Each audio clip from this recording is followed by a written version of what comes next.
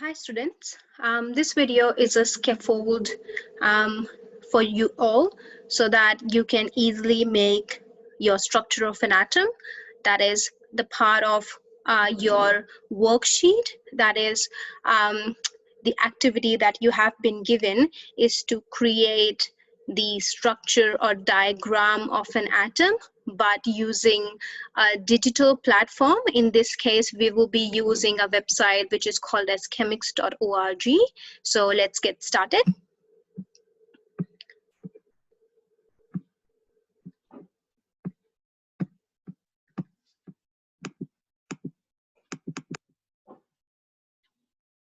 So let's log into chemix.org.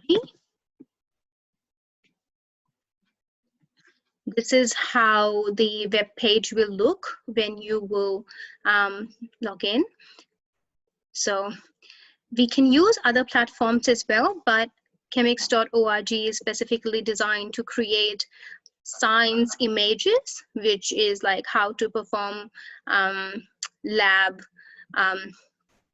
demonstration images, because it has got like really cool images which are related to chemistry experiments, like, you know, how you can see this is a beaker, this is a bench, and then you can use like conical flask, you have like round bottom flask, you know, there are like really cool images that you can work with. In biology, you have got plenty of options. You have got scalpel, and then you've got petri dishes. See, so even for your biology or for any other curriculum areas, if you want to create really cool digital images, you can use this platform. You don't have to buy any license or anything. It will still let you work and use a lot of different tools and accessories. At this moment, we will be creating a structure of an atom. So let's begin with a new blank page. So when you click on this little tab which says plus new, it gives you, it will ask, are you sure you want to remove everything? Yes, we are sure. And then it gives you a new blank page to work with. We have to create a structure of an atom. So which means you first have to decide which thing you want to make and how will they look like. So structure of an atom, I don't want anything too fancy or too detailed, but just a normal digital structure of an atom, which will include having a nucleus, a proton, and a neutron inside a nucleus, and then electrons revolving around the nucleus. That's basically all you have to make, and then you have to label all those subatomic particles, and that's it. That will be all. So in order to do that, we basically need to have something that shows a round spherical structure, because we have to make something spherical to show protons and neutrons and electrons. So if you go in shapes and if you scroll down, you can use ellipse as well. But then at the moment, I think using a sphere structure will be much more effective and good. So then if you add a sphere, I just have to move this up. Yeah, if you add a sphere, just ignore that little green thunderstorms little picture over here. It just says you need to upgrade, but you don't need to do that. It's fine. So then you see, if you move the cursor here and there, you can just move this structure and place it anywhere on the page. And then it says here there are like little things that you can customize this little structure. So I'm gonna make this as a proton. So this little diamond, yellow diamond, if you're gonna move it in, it will decrease the size, and then it can increase the size as well if you move in and if you move out. So let's say, so we're gonna keep it that way. So this is my little proton. So my little proton, I want to color it. So when you say here color, you know, see, so if you click on that, I want to make it red. So you click on red, and then I want deep red, and then that's it, it's fine. And then when you click out of that, it's red over here. And then when you click again, the customization bar will appear again. And then there are like other options, with or without border. I would say let's go without the border. And then that's it. And then here, this little 100% thingy, it shows if you want to increase the opacity or if you want to make it more transparent, or if you want to make it more opaque. So when you see, when I increase it, it just, you know, how you see how opaque it is, you can't see through it. And if I want to make it transparent, if I just want the outer rim of it to appear and not the inner circle, then I just want to decrease it, and see, it just becomes so transparent. So let's see if we do increase the opacity with the border. So with the border, it looks like this. And then if you decrease and make it more transparent, see how it looks. The inner color just disappears and it becomes more transparent. So let's keep it without the border, and let's have the full opacity so that we can see it's red in color. And this is our proton. Now let's add one more sphere, which is our neutron. So then neutron, let's pick a different color for neutron. Let's say let's make it green. I want a dark green, so let's go towards the downward side, and then that's it. So that's our little neutron. And then I want to have a elliptical structure, elliptical path for the electron to revolve, to show that way. Let's try having a steering motion arrow. I think that should work.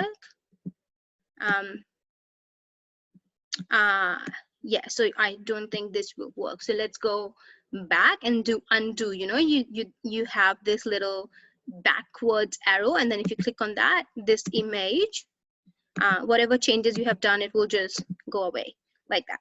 So let's go again and make a sphere, and I'm gonna make it big so that it just kind of shows our path in which the electron revolves. I want to make with border, yeah, and then I just want to decrease.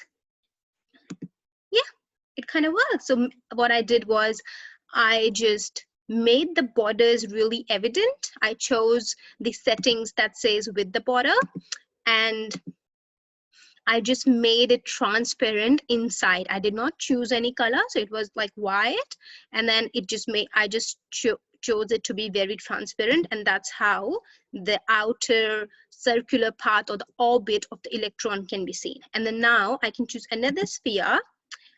Electrons are a little bit smaller than protons and neutrons, so you can make the structure a little smaller.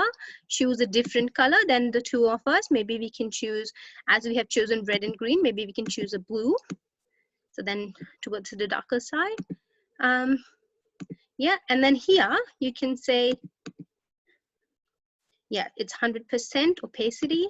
Maybe we can make it a little more darker. And then, yeah, that's our electron. That's revolving. Now, I don't want anything too detailed. This should be fine. If you guys want to make just like this, you can add more protons in there, in the nucleus. Yes, and if you want to make a specified nucleus, you can just add one more sphere here. Make a little bit bigger here. Yeah, like that. And then do the same thing with borders. Decrease the opacity, and then that shows that it's inside the nucleus. The protons and the neutrons are inside the nucleus, and this is the orbit in which electron is revolving. Now what you need to do is you need to label it. In order to label it, you have to click on this little A text icon which says label diagram with text and arrows. So you click that, and then what you need to do is you need to drag your cursor from the subatomic particle or from the diagram that you have to label. So you do, okay, you need to do the other way. You go back, you drag it from the outwards towards inwards, right? And then you don't need to label it here, you need to label it here. Now, this is red, this is our proton, and that's done. Again, we have to do the same thing, go from back to in, from out to in. This is my neutron. Yeah, and then again, you have to go from out to in. This is my electron. Yes, and then this is out to in, and this is my nucleus, and this is the orbit or electron cloud in which the electrons are revolving. You can add more electrons as per your wish, depending upon which particular elements atom you are creating. For instance, if you're creating carbon, then put 6 electron, 6 proton, like this, like that. Just be mindful of the number of protons, electrons, and neutrons you are putting. You have to also write the name of the name of the element that you are, the name of the element for which you are creating the atom structure, and that's it. And now, as your one more thing I want to tell you, you can zoom in and zoom out as well using this little thing. So now if I want to keep it here, and one more thing I want to tell you is, when you select this label diagram, when you again want to go back to working with the images, with the diagrams, because at the moment you are working with labels. Now you have to go back to the diagrams, or you have to select something from this. You have to again click back to select and move items. Otherwise, if you do this and you click anywhere, it will keep on adding labels and labels everywhere. So you go first, undo whatever we have done. I don't want this. This is label. Yeah, that was my orbit. Yeah, or electron cloud. Yep, so that's done. And now I have to click again, select and move item. So now it will not add anything on your screen, and it looks pretty much okay. Now, once you have completed your diagram, you have labeled everything, now you have to download the image. So just click on download image. It will ask in which format, just say JPG or PNG, and then see, now it has downloaded your image. Open that. You can just take a screenshot of that image, or you can paste that image on your worksheet if you're submitting it online through Google Drives and stuff. But if you are doing it manually, writing on your worksheet, then you can just take a printout, cut it, and then paste it on your worksheet. And that should do. That was all for your activity. I hope this video will help you creating your little digital diagram, and you can use this software for any other of your activities. And this is really easy and really fun to work with, and I hope you will enjoy working with it.